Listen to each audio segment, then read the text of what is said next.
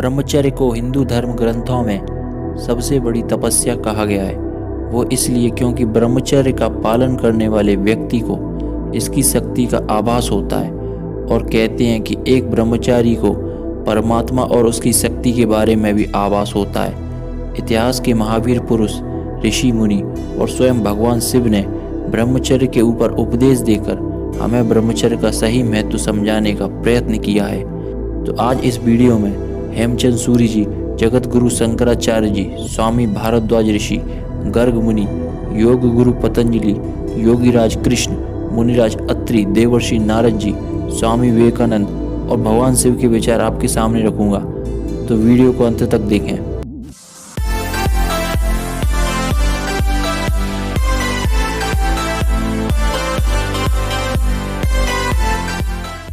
पहले बात करते हैं हेमचंद सूरी जी के बारे में। हेमचंद सूरी जी कहते हैं कि जो लोग विधिवत ब्रह्मचर्य का पालन करते हैं वे लंबी उम्र, सुंदरता, तेजस्वी, जड़ कर्तव्य वाले और पराक्रमी होते हैं। ब्रह्मचर्य का पालन करता हुआ मनुष्य सभी पूजनीय लोगों में भी पूजा जाता है। जगत गुरु शंकराचार्य जी कहते हैं कि ब्रह्मचर्य के बिना किसी की भी मुक्ति नहीं हो सकती। जो मनुष्य विषयों में लिप्त नहीं है अर्थात बंधा हुआ नहीं है तथा विषयों में नहीं पड़ा, वो मुक्त है। वो व्यक्ति महासूरवीर है जो कामदेव के बाणों से भी प्रभावित नहीं हुआ। अब विमान शास्त्र की रचना करने वाले स्वामी भारद्वाज ऋषि से भी जानते हैं। देखें वो क्या कहते हैं। ब्रह्मचर्य से ही ब्रह्म स्वरूप अर्थात परमात्मा के दर्शन होते हैं।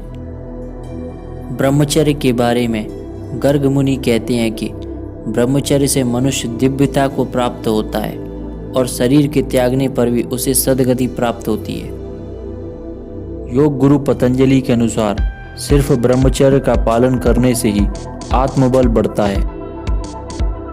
ब्रह्मचर्य के बारे में योगीराज कृष्ण कहते हैं कि ब्रह्मचर्य और अहिंसा अर्थात ईर्षा शारीरिक तप है।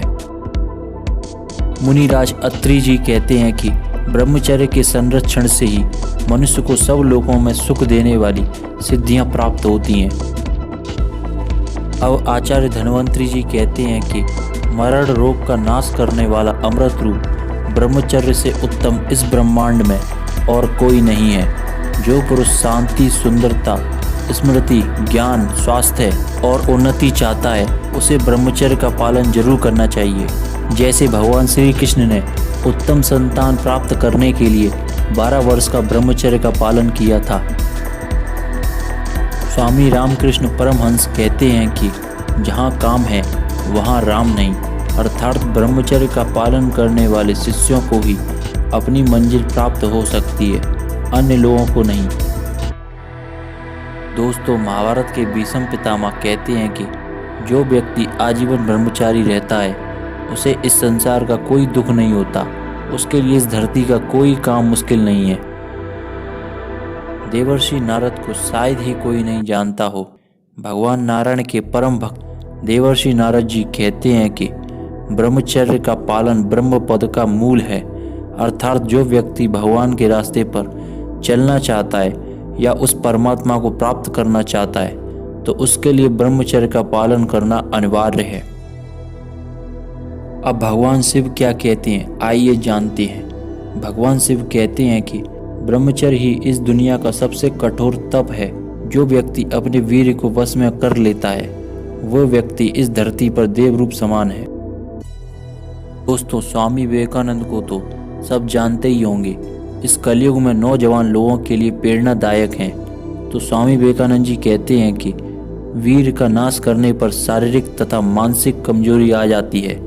बहुत जल्दी थकावट और अकाल मृत्यु भी हो जाती है। सेक्सुअल एक्ट मन की शक्ति, शारीरिक शक्ति, memory power, intellect, confidence in सब को नष्ट कर देता है।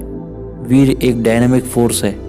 यंगस्टर को इसे मेडिटेशन, जप और फिजिकल एक्सरसाइज के जरिए आध्यात्मिक ऊर्जा में कन्वर्ट कर देना चाहिए। और जो लोग भगवान के स्वरूप को जानना चाहते हैं उन्हें अखंड ब्रह्मचर्य का पालन करना चाहिए।